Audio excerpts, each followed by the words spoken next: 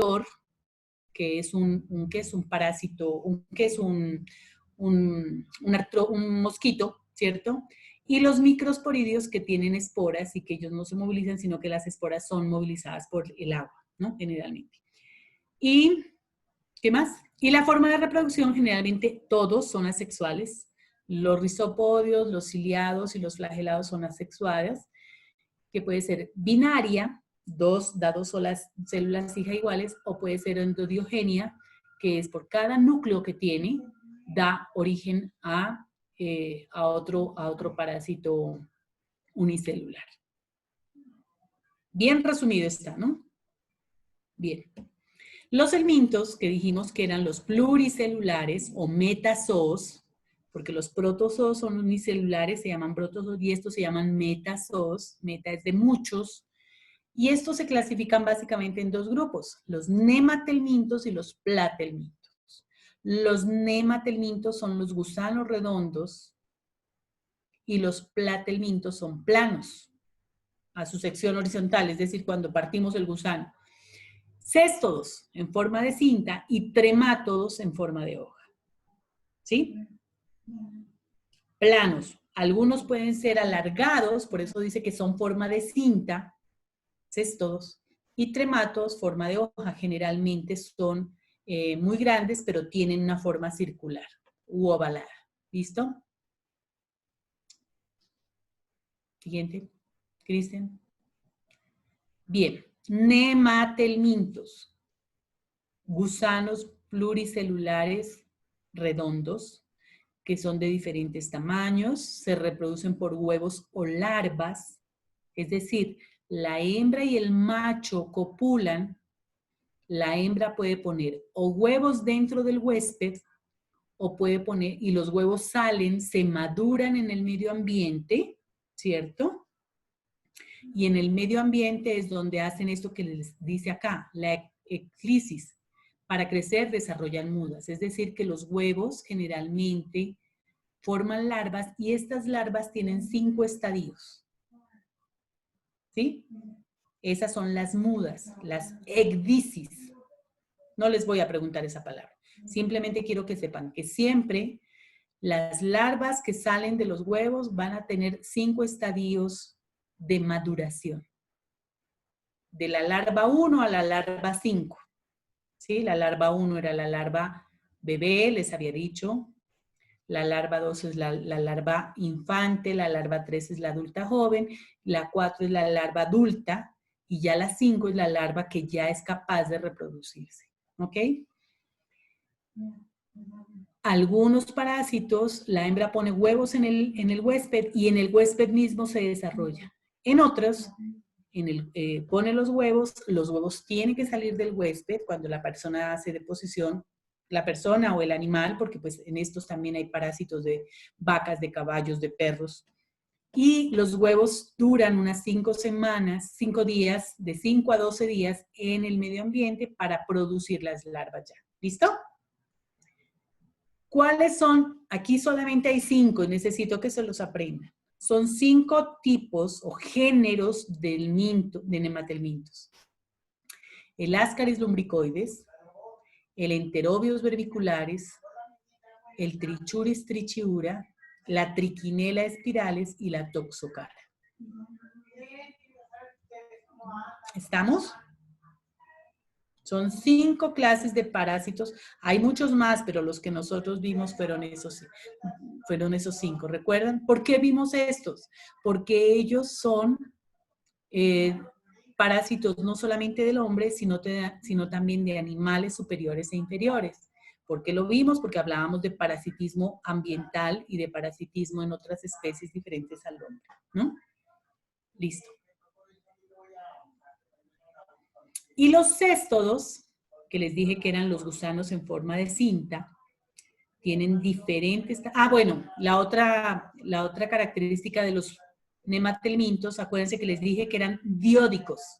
Diódicos que tienen los dos sexos. O sea que un paciente o un individuo, llámese animal u hombre, que esté parasitado por estos 5 parásitos, siempre tienen que tener hembra y macho. Normalmente es una hembra y muchos machos, por eso la hembra puede producir hasta 200 huevos en un solo día. En cambio, los cestos, que son los gusanos planos en forma de cinta, son de diferentes tamaños, son hermafroditas, recuerden este término, hermafrodita, aquel individuo que tiene los dos órganos sexuales en el mismo cuerpo. Se reproducen por huevos, ellos no hacen fase larvaria, es decir, que el huevo se madura y sale de una vez ¿qué es el parásito adulto? ¿Tiene ciclos evolutivos complejos? Sí, ¿por qué? Porque cada parásito desarrolla muchos segmentos, y en cada segmento hay el individuo completo, es decir, el órgano reproductor, el órgano de excretor y el estómago, digamos, ¿no? Que es el órgano de absorción de nutrientes.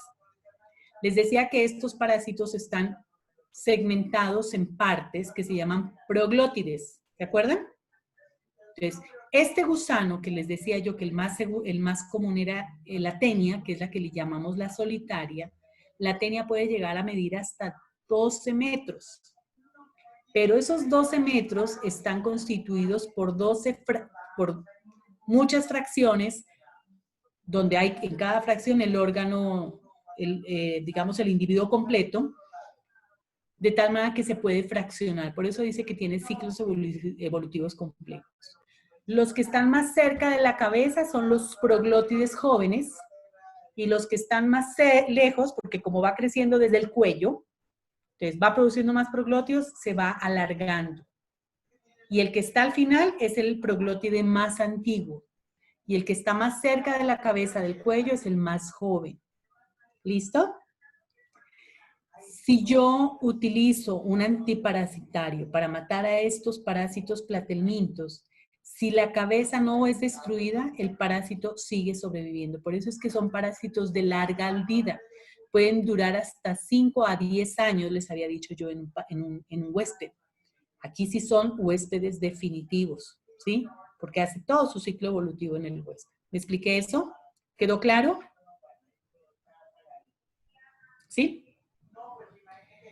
Desarrolla estadios intermediarios denominadas larvas, que pueden ser plerocercoides o cisticercoides. Acuérdense que yo les había dicho que cuando un individuo estaba parasitado por una tenia, donde tuviera la tenia adulta, ese paciente tiene teniasis. Pero cuando la larva sale del huevo y va por vía sanguínea a órganos como el pulmón, los ojos, el cerebro, es cuando llamamos un paciente con cisticercosis. Son dos cosas diferentes. Las vacas y los cerdos también hacen cisticercosis igual que el hombre. ¿Estamos?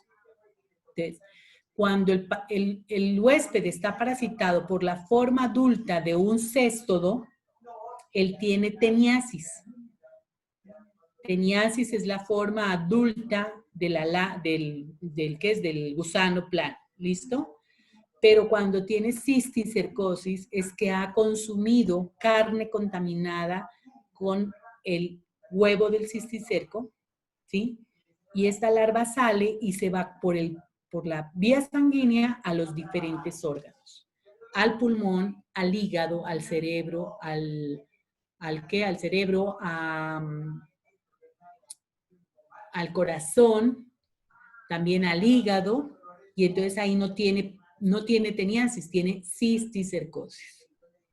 Está claro el concepto, ¿no? ¿Cuáles son estos 4 o 5 grupos o 5 parásitos que hacen parte de los platelmintos o céstodos? La tenia solium, la tenia saginarum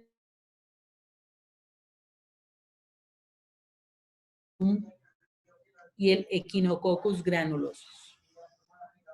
5 de cada uno.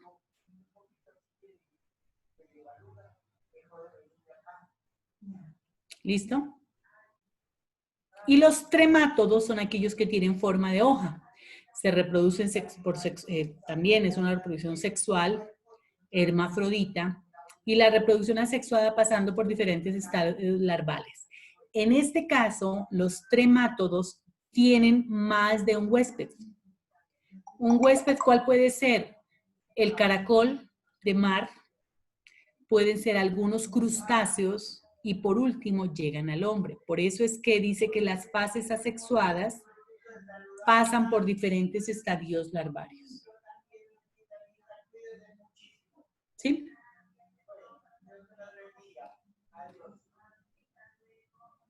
El más importante de estos es la fasciola hepática, que puede estar en los crustáceos, en algunos peces y finalmente en el hombre, ¿no? Entonces, en el hombre hace su reproducción sexuada y en estos huéspedes intermediarios, que son los crustáceos y los peces, puede haber reproducción asexuada. ¿Claro? Sí. Profe, una pregunta. Allí, ¿los percebes son considerados parásitos también? ¿Los qué? Los percebes. No los he oído. ¿Percebes? Sí, los percebes son como unas costras que suelen albergarse en las orillas de los barcos o en los palos de los muelles, saben estar. Pero esos son artrópodos, ¿no? Sí, Porque generan, exacto. Ajá, entonces sí se consideran parásitos. vale.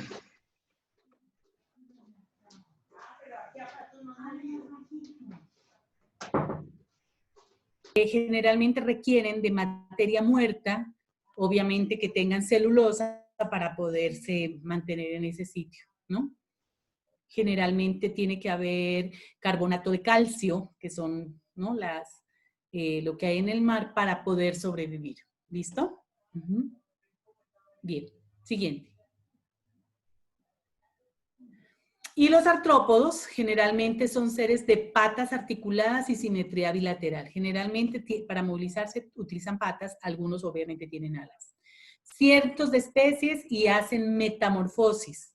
La metamorfosis, acuérdense que va desde del gusano, de la, ¿cómo se llama? La de la mariposa, después del gusano viene la... A ver, viene la larva, esa es la... ¿Oruga? ¿La qué? ¿Quién se acuerda? El capullo.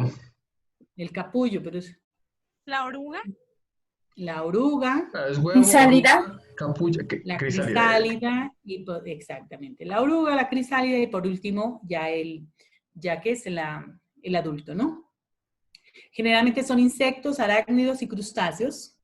De estos, acuérdense que no hablamos nada, simplemente dijimos que no eran en la parte de microbiología. Y entonces hablamos aquí del piojo, la liendre, las pulgas, ¿listo? Los que forman las niguas, ¿no? Todos son ectoparásitos. ¿Listo? Muy bien. Bien. Esto es lo que producen en el huésped, es el mecanismo de acción de los parásitos. Generalmente son 5 acciones. Acción sustractora. Acuérdense cuando yo les decía sustractor es aquel que le chupa la sangre al huésped. Por eso hay parásitos que producen anemia, no solamente en el hombre, sino en los animales, sobre todo en los cerdos, vacas, en las ovejas, o sea, en animales mamíferos. ¿Listo? Es acción sustractora o expoliatrix, es decir, consume los elementos vitales del huésped. ¿Cuál es el elemento vital? Obviamente la sangre. ¿Listo? Acción tóxica. Generalmente la acción tóxica es la toxina o los metabolitos intermediarios. Es decir, como todos ellos tienen, sobre todo los helmintos, ya sea los nematelmintos o los platelmintos, tienen una nutrición completa. Es decir, como ellos están en el intestino, acuérdense que yo les decía que tenían boca, entonces ellos consumían lo que nosotros comíamos. Por eso es que las personas que tienen parásitos generalmente son personas muy delgadas. Entonces ellos cuando comen el alimento que come el individuo, ya sea la vaca, el perro, el gato o el humano, ellos se alimentan y hacen un metabolismo completo. Entonces cuando hacen metabolismo completo, tienen sustancias de desecho. Y esas sustancias de desecho que se llaman metabolitos intermedios son los que producen la reacción tóxica. Entonces son las que les dan las flatulencias, los dolores de estómago, la diarrea, todo eso. ¿Por qué? Porque el individuo está eliminando, no, la toxina que tiene esto. Acción alérgica, normalmente hace alergia pulmonar o alergia en la piel. Cuando, acuérdense que había un parásito, que era el Enterobius vermicularis, que produce el picazón en la cola, ¿cierto? El ascaris, que produce generalmente también reacción alérgica. Entonces, los pacientes que tienen mucha tos o que tienen problemas de nasales, generalmente el médico dice, o es una alergia o es un parásito, ¿sí? Porque les produce eso. En la piel se producen ronchas también. Acción mecánica. Les decía que la acción mecánica es que cuando un paciente no está parasitado por una hembra y un macho, hay cientos de parásitos en el intestino. Por eso normalmente los niños que tienen parásitos tienen el estomaguito inflado. ¿Se acuerdan que les decía? La distensión abdominal. Mecánica es porque hay tanto parásito en el intestino que termina obstruyendo los intestinos. Y creo que les mostraba una foto de un paciente con una obstrucción intestinal severa que tenía miles de parásitos. Esa es la acción mecánica. Y la acción bioquímica son las enzimas que produce el parásito para permanecer en el intestino. Son enzimas diferentes a la acción tóxica, ¿no? Porque la acción tóxica es de su metabolismo. En cambio, la acción bioquímica, ellos generalmente, su cuerpo está cubierto por una sustancia pegajosa, ¿sí? Que le permite estar adherido al intestino. Entonces, esta sustancia pegajosa es una sustancia química. Entonces, va a producir efectos químicos en el individuo. Generalmente son pacientes que tienen o generalmente tienen intolerancia a los alimentos, por eso es que generalmente no comen. Cuando una persona está parasitada, no le gusta la leche le produce asco y es por todas estas enzimas que tiene el parásito. ¿Qué más la acción bioquímica? Produce náuseas, vómito, ¿sí? ¿Estamos? Son las 5 acciones de los parásitos. Ok. Profe, ¿me puede repetir lo de la acción mecánica? Que no lo escuché La bien. acción mecánica, como su nombre lo dice, hace un mecanismo de obstrucción. Es decir, es un paciente que tiene tantos parásitos, no solamente a nivel intestinal, porque acuérdense que algunos parásitos se van al pulmón y hay otros que se van al cerebro. Entonces, hay tantos parásitos que termina dañando el órgano porque lo obstruye, ¿sí? Entonces, por ejemplo, acuérdense que nosotros tenemos un intestino que mide 12 metros y a veces el total del intestino está completamente parasitado. Entonces, esa es la acción mecánica.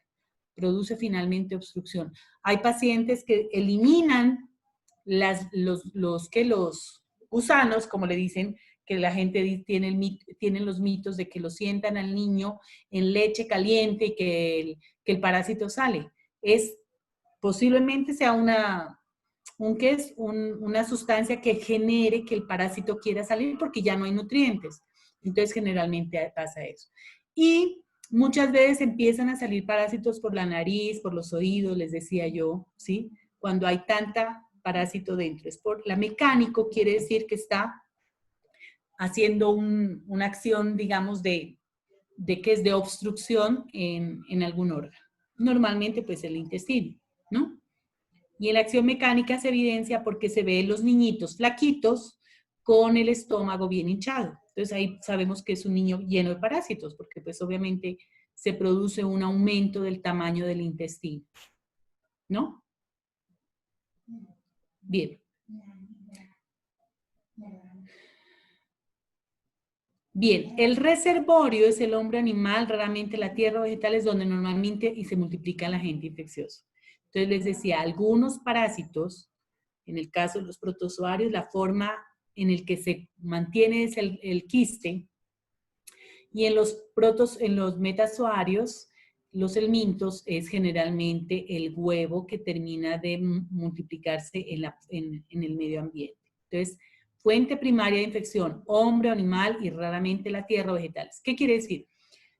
Yo elimino, como dicen, voy al monte y hago lo que tengo que hacer y la vegetación y las aguas se pueden contaminar. Pero la única forma que yo me puedo infectar es consumiendo eso, ¿cierto? Porque si yo paso y está ahí, pues obviamente generalmente se queda ahí. Pero si yo consumo esa fruta o ese alimento que esté contaminado con agua, con tierra, pues obviamente voy a infectarme, ¿cierto? Y la fuente infectante es la persona, animal, objeto o sustancia a partir de la cual el agente se transmite al huésped. Lo que yo les decía ahorita, lo que pasa. Normalmente si yo voy al baño, estoy parasitada, no me lavo las manos y luego cojo una fruta, le doy la mano a alguien, acuérdense que eso es contaminación por contagio, ¿sí? Por contacto, contagio por contacto. Y luego me llevo las manos a la boca, pues obviamente quedo infectada, ¿sí? Y el fómite, les dije que era un objeto inanimado que puede transmitir el agente infeccioso. Lo mismo. Voy al baño, no me lavo las manos, cojo el lapicero, escribo y en el lapicero dejo los huevos y el otro se lo presto, pues obviamente es un fómite, ¿sí? Toco el celular, en el celular se queda el parásito que no lo veo, también puede ser un fómite, ¿sí? Entonces, reservorio, como su nombre lo dice, puede reservarse, vivir y multiplicarse y sobrevivir para después ser transmitido al huésped. Fuente infectante es el elemento, la persona o el objeto o el animal que me permite. Y el fómito generalmente es un objeto inanimado que permite que yo me contagie del parásito. No solamente del parásito, ¿no? De las bacterias y obviamente, pues, en algunos casos de los virus, ¿no? Listo. Bien. ¿Cómo se transmiten los parásitos? Vectorial. ¿Qué es vectorial? Vector. Por medio de vectores. Profe, allí, en cuanto a vectores, puede catalogarse, póngale, cuando tenemos mascotas y entran pulgas, se caracteriza como vector. El vector generalmente es un ser vivo, generalmente un mosco, ¿cierto? Que tiene el parásito, generalmente alberga el parásito en su boca o en sus glándulas salivales. Ya. Ese es un vector. Pero si yo hablo de generalmente contaminación directa, en el caso de los piojos y las pulgas y los liendres, ¿cierto? Pero como la mayor parte de los parásitos son intestinales, está en el séptimo punto, que es la contaminación fecal. Los perros y los gatos se lamen, se limpian, su lengua está contaminada, su boca está contaminada. Y si yo beso al perrito o al gatico en la boca, es una contaminación fecal, orofecal, diríamos ahí. ¿Sí? Pero si yo estoy en contacto con el perrito, me duermo con él y el perro tiene pulgas, pues obviamente las pulgas van a llegar directamente. Entonces eso es por contacto. ¿Sí? Entonces, vectorial siempre es un vector, es decir, un artrópodo que es capaz de inyectar el parásito, ¿no? Transfusional, cuando a un paciente, por ejemplo, la malaria puede ser vectorial o puede ser transfusional, porque si a mí me ponen sangre de un individuo que tenía malaria, pues obviamente me va a transmitir la malaria por la sangre que me dan de él, ¿sí? Las transfusiones sanguíneas. Transplacentario, la madre que le traspase al feto a través de la placenta. Trasplante de órganos. A mí me donaron un riñón, me donaron ¿qué es? Un corazón. Y si ese paciente estaba, y obviamente no se hizo el control, entonces. Carnivorismo. Todos somos carnívoros porque comemos carne, ¿cierto? Si comemos la carne no bien cocinada, acuérdense del cisticerco, pues puede ser una infección por carnivorismo. Contaminación fecal, pues obviamente directamente contaminación de heces de una persona infectada o de un animal. Y contaminación ambiental es que ese animal o esa persona haga deposición en el medio ambiente y luego contamine las frutas o el agua y yo las consumo. ¿Estamos? Bien. ¿Cómo puede ser? Cutánea, ahí está, vectorial. O sea, la forma que yo me infecto de manera en la piel generalmente es a través de un vector. Sanguínea, obviamente a través de la sangre viajan los parásitos que estaban o en el órgano o en la sangre de esa persona que me transfundieron. Oral, que es la que les acabo de decir, que puede ser contaminación fecal o ambiental o directa, y la nasal por inhalación de algunas esporas de algunos parásitos. Bien.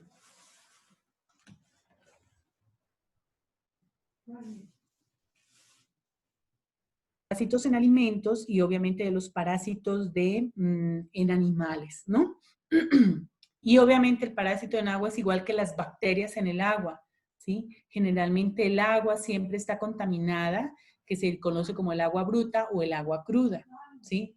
Entonces por eso dicen, bueno, obviamente en los sitios donde hay manantiales, donde uno sabe que no hay posibilidad de contaminación fecal, pues uno puede consumir el agua directamente del manantial, ¿cierto? Pero si yo veo un río donde 5 cuadras arriba o 1 kilómetro arriba, la señora está lavando la ropa en el río, pues obviamente esa es agua contaminada. No va a ser agua que va a permitir ser consumida adecuadamente. Al consumir agua cruda, pues obviamente vamos a tener perjuicios en la salud, enfermedades, las más comunes. La fiebre tifoidea. Acuérdense que les dije que la fiebre tifoidea era una infección producida por una bacteria que se llama salmonela. ¿Recuerdan? La salmonelosis. La hepatitis A, ¿por qué? Porque es una hepatitis que se contamina por contaminación orofecal. La infección producida por Yardias, que es un parásito. Leptospira, que es una bacteria. Las amebas y otras enfermedades como el cólera, el rotavirus y el norovirus. Entonces, miren cómo el agua no solamente transmite parásitos, sino bacterias, virus, que pueden afectar la salud del hombre y obviamente la salud de los animales que consumen agua directamente de la fuente. Siguiente.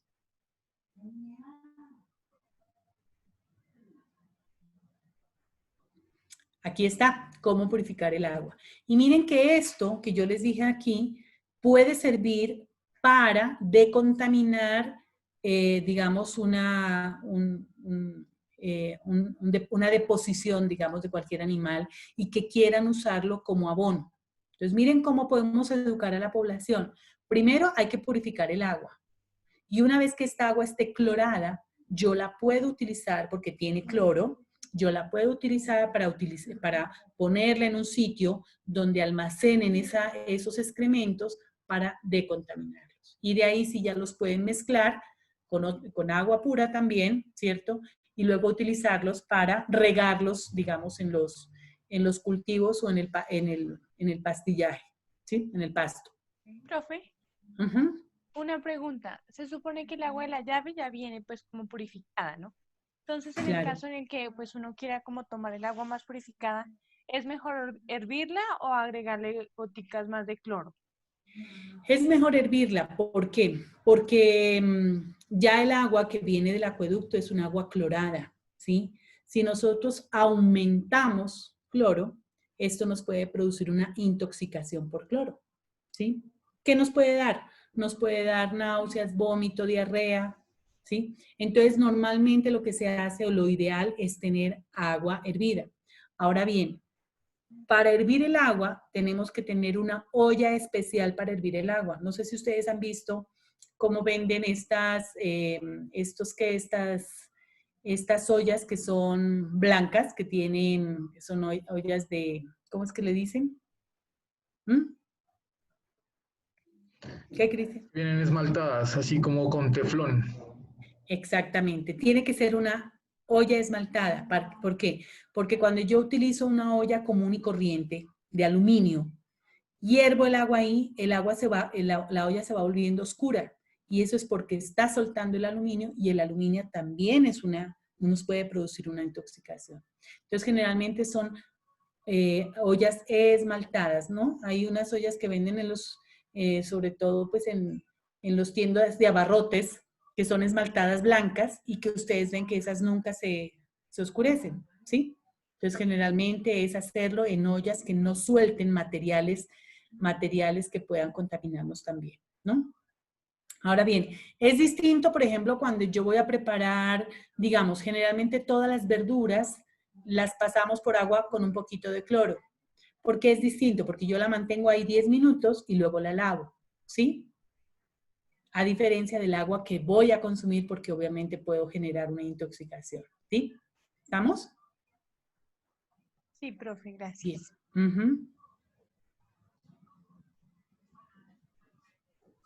Listo, hablamos de lo mismo. ¿Cómo es el mecanismo de contagio de parasitismo en alimentos? Fecalismo, es decir, que el alimento o el agua del alimento está contaminado con materia fecal. Esa materia fecal puede ser de persona a persona o vectorizada, es decir, a través de las patas de los moscas y cucarachas que se posan en el alimento, ¿no? Entonces, si la mosca fue a un sitio donde está la deposición de un animal o persona parasitada y luego va y se deposita en el mango y yo voy a comerme el mango con cáscara y no lo lavé, pues eso se llama fecalismo. Geofagia, a través de frutas o verduras mal lavadas que contengan tierras contaminadas. Es diferente. Y el carnivorismo, lo que les decía, las carnes mal cocidas o indebidamente cocinadas, ¿sí? Que queden sangrosas, entonces obviamente esa carne generalmente puede producir lo que les decía yo. ¿Cuál enfermedad? Ahí está la del toxoplasma, la triquina, pero la más común en nuestro medio, ¿cuál es? La que producen los priones, la del cerebro, ay, no recuerdo el nombre, ¿no era? No, priones no.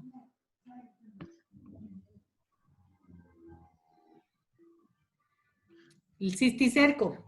Acuérdense Eso, que les dije. cisticerco y la enfermedad de las vacas locas. ¿Qué haría ahí también?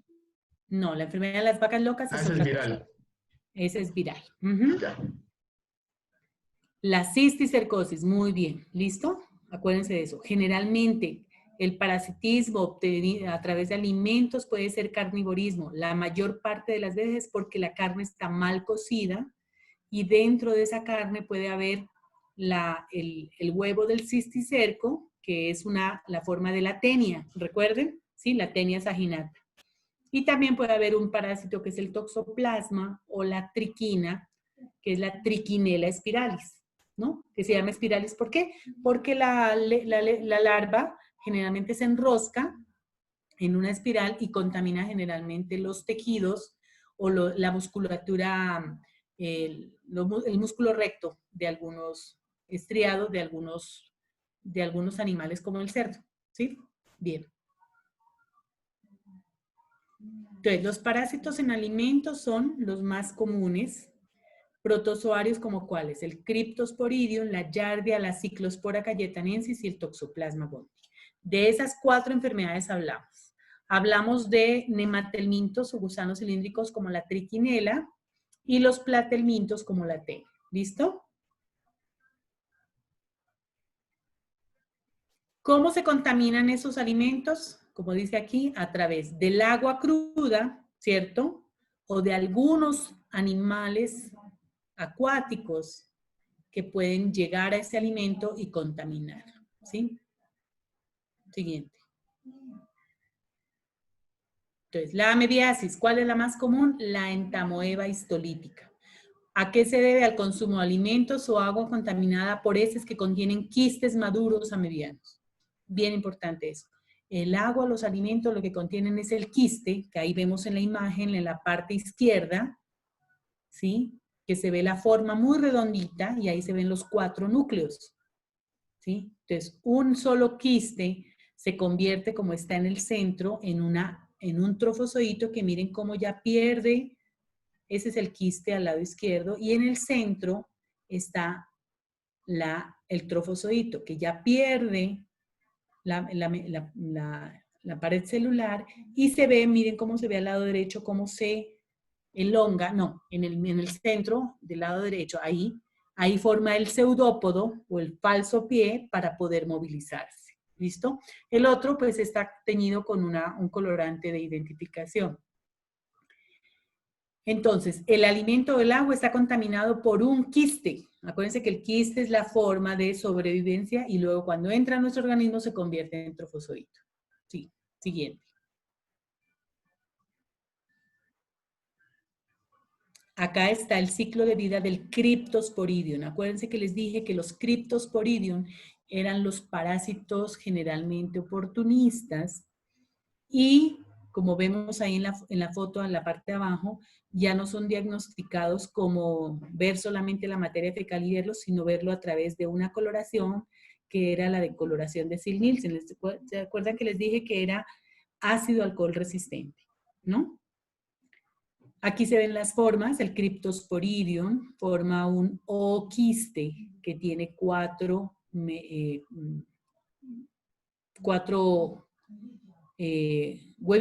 larvas que son capaces de contaminar. Miren todas las fuentes de transmisión. Cualquier animal de sangre caliente, por eso ahí están las vacas, las ovejas, los conejos, las cabritas, ¿qué más hay ahí? ¿Sí? Todos los animales de sangre caliente pueden ser transmisores del Cryptosporidium, incluyendo el hombre. ¿Qué pasa? Los ooquistes pasan al agua, a la vegetación, es decir, que es una contaminación ambiental, y puede contaminar el suelo, el agua, las verduras y los cultivos. Cuando un individuo come, miren las verduras, comen los moluscos, comen las conchas, por ejemplo, las conchas o los, ¿qué? ¿Cómo se llaman? Los O cualquier ostiones. alimento que... ¿Ah? Los ostiones. Ostiones, sí. Ajá. O cualquier alimento que esté lavado con agua contaminada va a llegar directamente al hombre y el hombre lo consume, ¿sí? Y miren cómo se ve, ooquistes en carne cruda, en leche no pasteurizada y en productos lácteos. ¿De dónde vienen? De las ubres, de las vacas que posiblemente contaminan las ubres. ¿Se acuerdan de que les decía? Generalmente la vaca contamina la ubre a través de la cola, en el extremo de la cola que tiene ese penachito, que lo mueve para un lado y otro, entonces puede contaminar la ubre. Si el señor que lo va, La persona que va a ordeñar la vaca. el ordeñador de la vaca no lava la ubre, no se lava las manos, pues obviamente la leche y sus derivados van a estar contaminados. ¿Listo? Por eso es tan importante que sí, que yo les decía que la leche cruda tan rica que uno la hierve y le sale la nata y se come la nata con banano o con gelatina o lo que sea, ¿sí? Pero pues obviamente la idea en esta época es siempre consumir productos pasteurizados precisamente para evitar la contaminación, ¿no? Bien. La giardia, recuerden que este es si tiene flagelos, ¿hace de parte de qué tipo de parásitos? Flagelados. Flagelados, muy bien. Entonces ahí vemos cómo se ve la giardia, que les decía que se le ven los ojitos y la boca, y se ve toda esa cantidad de flagelos, ¿no? También alimentos y agua contaminada, ¿sí? Este se desplaza muy fácilmente en el agua. ¿Por qué? Porque tiene flagelos. Entonces, al movilizarse, pues obviamente puede contaminar muchísimas fuentes de agua. Siguiente. Y las Cyclospora cayetanensis, que es igual al Cryptosporidium, que también son ácido alcohol resistentes, y también ingestión de agua y alimentos contaminados, ¿sí? Cuando llega al intestino, se multiplican las células epiteliales provocando atrofia y alteración de las vellosidades. Y miren cómo se ve ahí el ciclo vital. Acá está a la izquierda el ooquiste, que es muy pequeño. Miren cómo se le ve la pared muy gruesa. Luego se multiplica en 2, ¿sí? Y dentro de cada uno de estos 2 ooquistes maduros, tienen hasta 4 quistes. Y estos dan origen cada uno a, 2 y 2. Entonces, cada ciclospora da origen a 4 nuevas larvitas, ¿sí? Para contaminar. Ok. Bien, el toxoplasma es un parásito que es inmóvil. Él tiene coccidios, ¿sí? Los quistes tisulares que se llaman bradizoitos o los taquizoitos que son en el huésped. Entonces, miren, ¿quiénes generalmente son la vía de transmisión? Obviamente el huésped definitivo, Ahí estamos bien claro. Huésped definitivo es donde hace todos los ciclos, el ciclo de vida, ¿no? Completo. Y el huésped intermediario en este caso serían los animales o el hombre. Entonces, el huésped definitivo generalmente todos los de la familia de los gatos, los felinos, ¿cierto? Y los felinos pueden comer aves o pueden comer ratones, y si estos están contaminados, pues ellos se van a contaminar, ¿sí? El hombre se puede contaminar directamente de la arenera, ¿sí? Se puede contaminar de la tierra y del agua que esté contaminada con los oquistes fecales que contaminen los alimentos, y si los animales que generalmente comen pasto van a contaminarse, y si yo voy a consumir los productos de ellos, pues obviamente se va a ir directamente al intestino nuestro, ¿no? Esta es una contaminación de tipo orofecal, ambiental, y aquí en el caso, como vemos en la parte de abajo, la madre puede transmitirle a través de la placenta los taquizoitos al feto, es decir, que va a ser también transplacentaria. ¿Listo? Entonces, la forma de contaminación del toxoplasma pueden ser ambiental, fecal, contaminación fecal y contaminación transplacentaria. Y adicionalmente, si digamos que el señor que está con la esposa, dona un órgano, sangre o cualquier órgano, va a ser una contaminación o una infección de tipo transfusional, ¿sí? O de transfusional o de trasplante de órganos. Mírenme, el toxoplasma puede llegar por todas esas vías. ¿Por qué? Porque generalmente se depositan en órganos como los ojos, ¿sí? Se deposita en el riñón, se deposita en el hígado y se deposita en el pulmón. Entonces, si yo soy donador de órganos, pues le puedo transmitir el toxoplasma. Y la madre se lo puede transmitir al feto a través de la placenta. Pregunta segura del examen. Formas de transmisión de toxoplasma. ¿Qué dije? Transfusional, transplacentaria, ¿qué es? Trasplante de órganos, fecal y ambiental. Seguro que les voy a preguntar eso.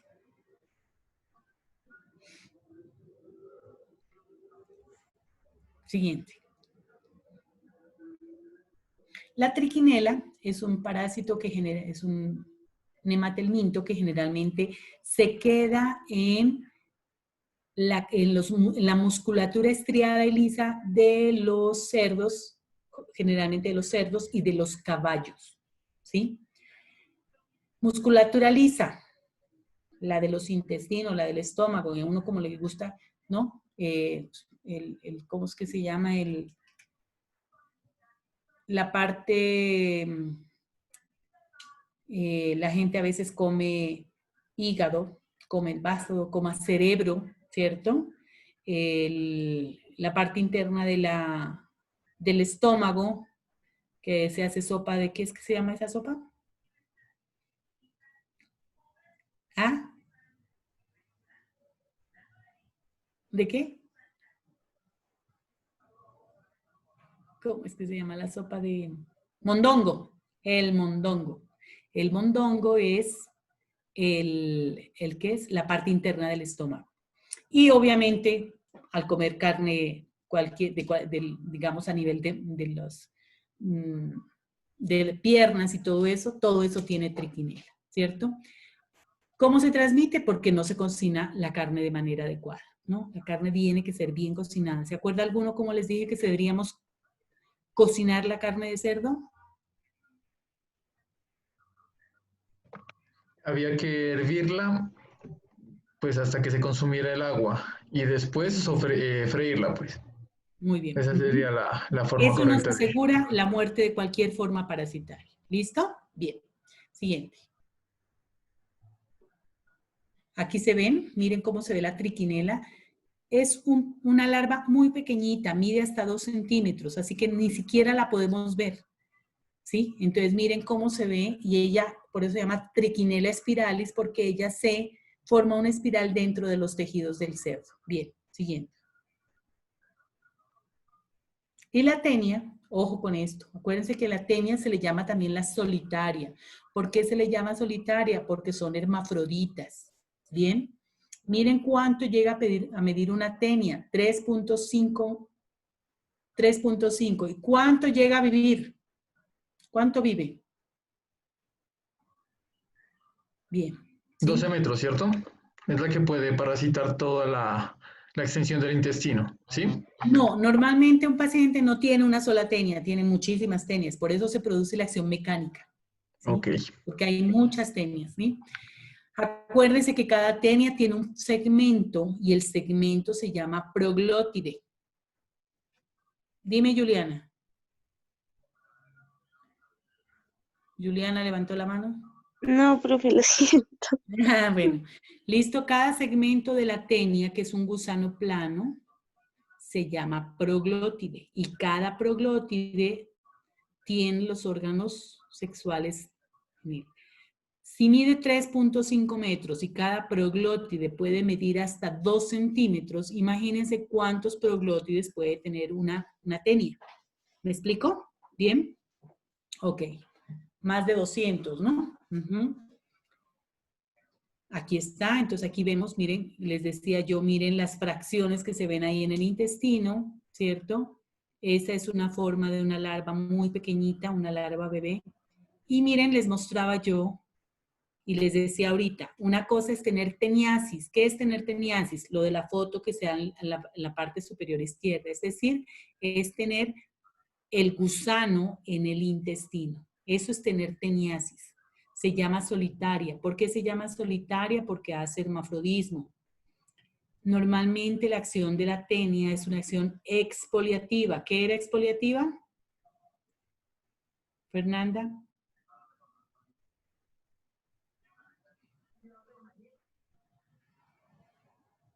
Sí, Fernanda No, Buccelli. profe, la verdad, no. Adriana Guaycal.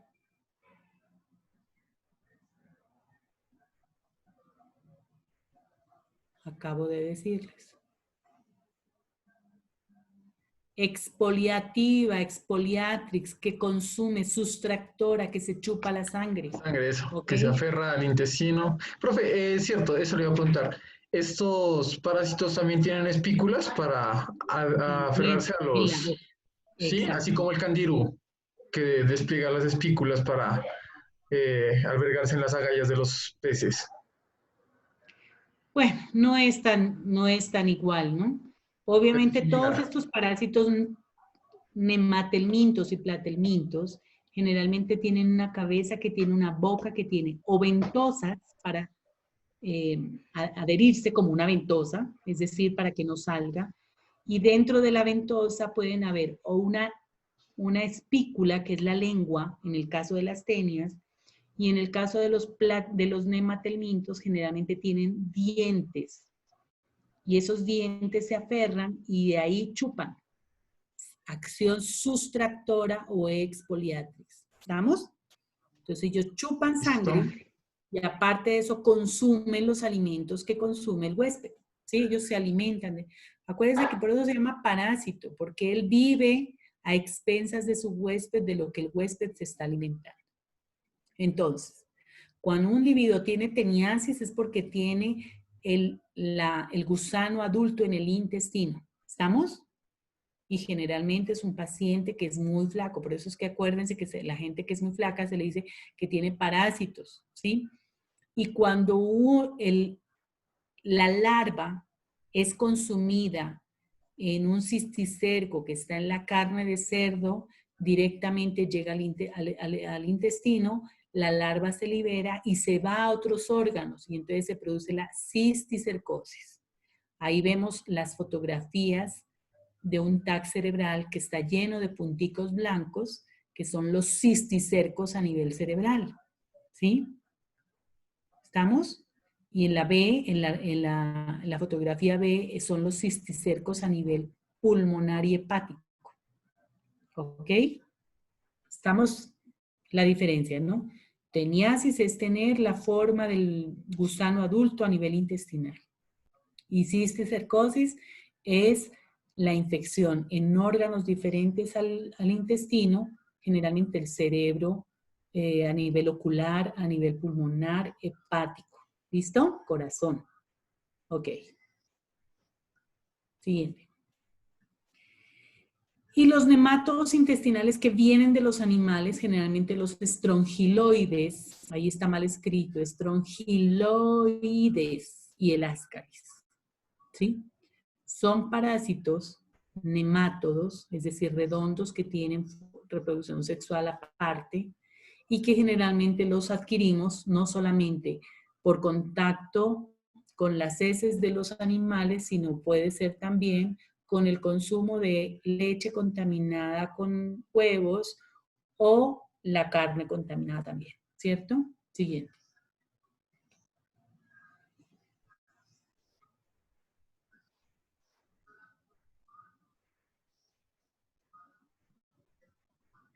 Cristian, listo. Aquí era lo que yo les decía, normalmente los nematodos son parásitos intestinales. Las hembras ponen huevos que salen al exterior con las heces y contaminan los pastos. Cuando las condiciones son adecuadas, comienza el desarrollo embrionario dando lugar a las distintas larvas. Entonces, lo que yo les decía, se producen huevos, los huevos salen al medio externo, ahí maduran y esos huevos hacen que eclosionen las larvas. Larva estadio 1, 2 y 3, que son las larvas contaminantes. Yo puedo infectarme por una larva estadio 1, 2 o 3 y cuando ya llegan a mi intestino, ya se forman larvas adultas en estadio 4 o 5 que ya están listas para copular y para producir huevos dentro de mi intestino. ¿Listo? Siguiente. Bien. Acá vemos, miren, acá vemos la boca de un ascaris. Si ustedes ven, tiene 3 ventosas, ¿sí? Y esas ventosas se adhieren al intestino, a la mucosa intestinal, y dentro de la boca hay espículas, que son las que le permiten chupar o comer los alimentos que llegan al intestino. Miren cómo se ven los huevos se ven en el centro como, ¿qué es? Con una pared muy rígida que le permite sobrevivir en el medio ambiente. Y al lado izquierdo vemos la hembra, la larva hembra, que es la más grande, y el macho, que siempre vemos que tiene una que es en la parte posterior, tiene una enroscada, ¿no? La espícula para la cópula. Siguiente.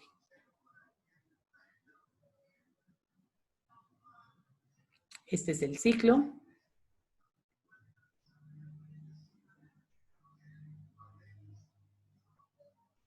Siguiente. El equinococcus también generalmente es transmitido por perros, ganado como ovejas, cerdos, cabras y ganado bovino. Igual, es el mismo, o sea, este se reproduce dentro del animal, el animal elimina los quistes se maduran en el medio externo, puede ser contaminado a través no solamente de alimentos, sino también por el consumo de carne de cualquiera de estos animales, ¿sí? Miren, estos gusanos son muy pequeñitos, miden de 2 a 7 milímetros, no es nada, ¿sí? Y este produce la Echinococcus quística, que generalmente va y se deposita generalmente en el hígado y en los pulmones. Y entonces como nosotros comemos hígado de cerdo, hígado de vaca, pues obviamente nos podemos contaminar. Siguiente. Miren a dónde puede llegar, al corazón, a los huesos, al cerebro. Entonces, la equinococosis, los huéspedes definitivos generalmente son los perros y los zorros. Ellos depositan las heces en el medio ambiente. Huéspedes intermediarios pueden ser los roedores, miren, del Echinococcus multilocularis. Un huésped intermediario puede ser las raticas. Y los huéspedes finales van a ser los hombres, el humano, que puede contaminarse a través de alimentos y agua contaminada con huevos con quistes, del Echinococcus. ¿Listo? Bien. En el Echinococcus granulosos, los huéspedes intermediarios pues van a ser animales como las ovejas, miren esto, las ovejas, los cerdos y las vacas, y cuando consumimos alimentos que no están bien cocinados, pues lo vamos a adquirir. Y entonces la siguiente foto, ahí vemos cómo se ve un hígado con equinococos. Les decía yo, normalmente los materifes, que son aquellos que despostan las vacas, cuando ven esto, generalmente quitan esto. Y ustedes ven ahí esos quistes rojos que se ven, ¿cierto? Con una membrana blanquita. Ellos generalmente los quitan. Mira abajo, mira que se ve una huequito solo. No se ve la forma quística porque ya ha sido eliminada, ¿sí? Entonces, es muy importante examinar muy bien los derivados cárnicos de los cerdos, de las vacas, de los conejos, ¿sí? Para evitar, pues, obviamente, este tipo de contaminación. Listo. Se llama distomatosis. Ojo, pregunta, segura. La distomatosis es la forma de infección de los derivados de las vísceras contaminados con Echinococcus granulosus. Muy bien. Okay. Profe, pero si por lo menos uno compra un hígado así que ya esté contaminado pero pues si lo cocina bien, ¿todavía sigue vivo o todavía hay riesgo de contaminarse? Lo que hablábamos, ¿no? O sea, para evitar que estos produzcan una infección a través de los alimentos deben cocinarse muy, pero muy bien.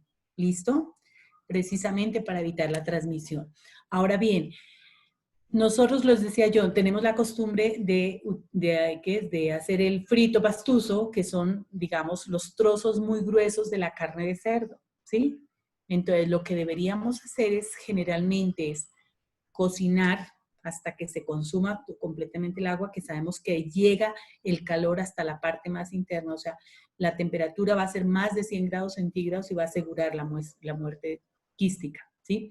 Pero generalmente, por ejemplo, en el Echinococcus y en el cisticerco, a veces hay pequeños quistes que están muy encapsulados, generalmente están encapsulados y forman una capa de calcio, de carbonato de calcio, que los hace muy rígidos, entonces a veces no penetra. Lo que normalmente, lo ideal es, digamos, asegurarse, por ejemplo, el hígado, ¿no? El hígado de los animales es una carne, es muy friable, digámoslo así, que es que yo lo puedo apretar y sentir algunos elementos como unos nodulitos que se sienten, entonces ahí sí no. Generalmente el hígado sí lo consumimos, digamos, abierto, haciendo una capa muy fina, precisamente para evitar eso. Entonces, siempre que consumamos, pues tenemos que tener la seguridad de que no vemos ningún nódulo, ningún, digamos, gránulo dentro de la carne, que puede ser cualquiera de estos parásitos. ¿Ok?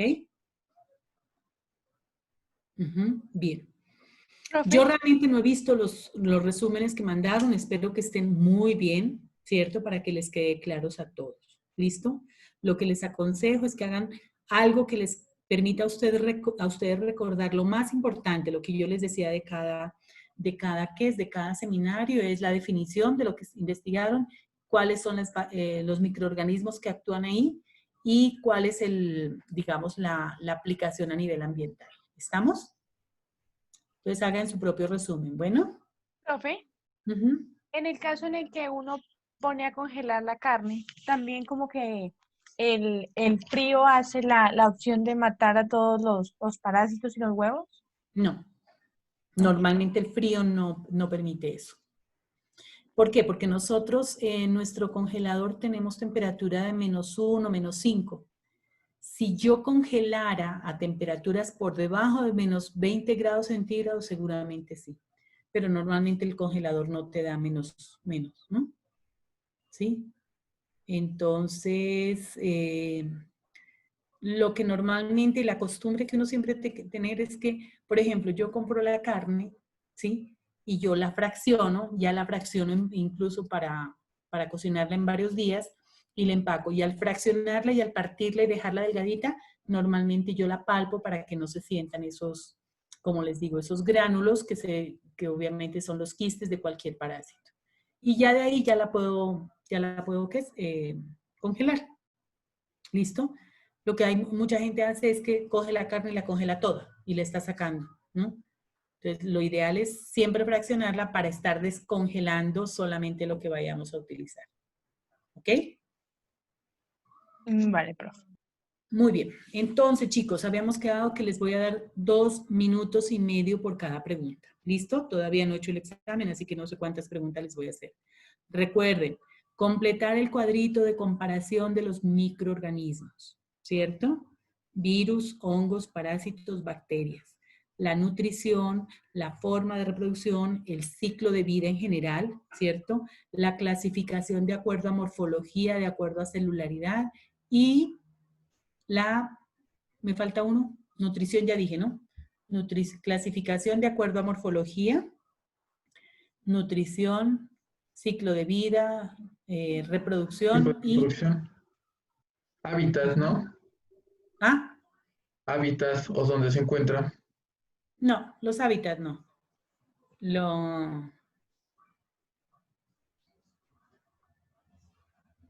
Las estructuras. Las coloraciones, profe.